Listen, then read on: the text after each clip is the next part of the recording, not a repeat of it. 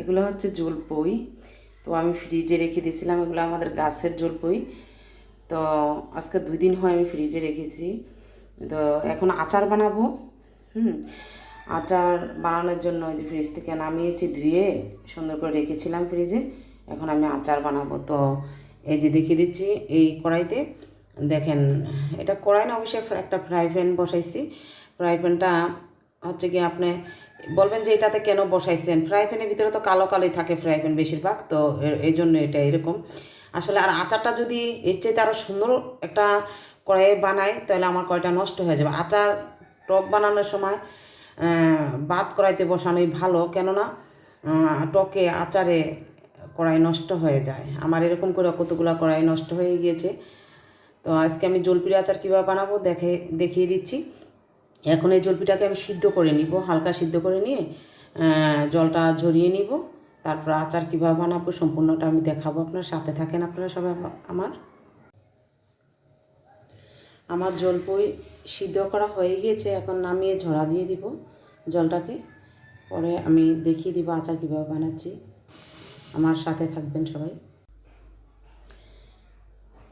বন্ধুরা। এই যে এখন আমি এখানে এই যে জলপিগুলো সিদ্ধ করে জলটা ঝরিয়ে নিয়েছি, এই আধা কেজি গুড়, তারপরে এখানে এই যে অল্প কিছু জলের মধ্যে এই আমি গুড়টা এখন পুরাটা গুড় এই যে ঢেলে দিব।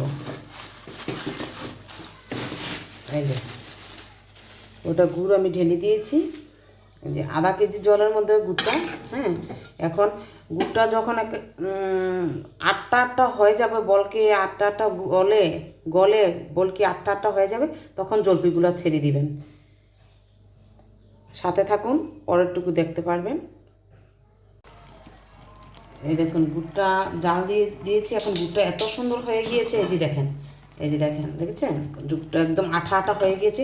এখন আমি সরষের তেল ঢেলে দিব। এই যে দেখেন, সরষের তেলটা ঢেলে দিলাম, কারণ এখানে সব কিছুই কম কম আছে, এর জন্য কম কমই সব দিয়ে দিলাম। সরষের তেলটা সুন্দর করে ঢেলে আমি দেখেন আমি মিক্স করে নিয়েছি।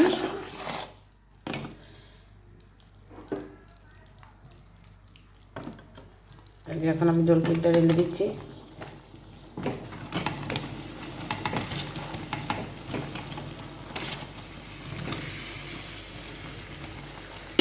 সবটা জলপই দিয়ে দিয়েছি।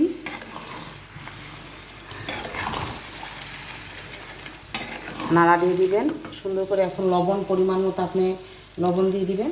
এই যে আমি লবণ দিয়ে দিয়েছি পরিমাণ মতো।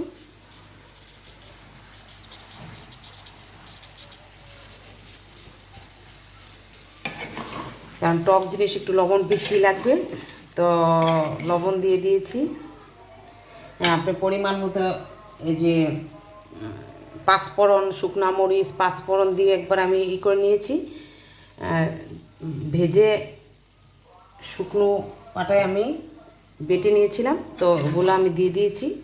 দেখেন, পাঁচফোড়ন দিয়ে দিয়েছি, শুকনো মরিচের সাথে পাঁচফোড়নের সাথে শুকনো মরিচও দিয়েছি। তো ওগুলো সব মিক্স করে আপনি পরিমাণ মতো দিয়ে দিবেন। এখন ভালো করে জাল দিয়ে নেবেন, ভালো করে একদম শুকিয়ে নেবেন। আচারটা যেন শুকিয়ে যায়, এইভাবে দিবেন। সাথে থাকুন, পরেরটুকু দেখাচ্ছি।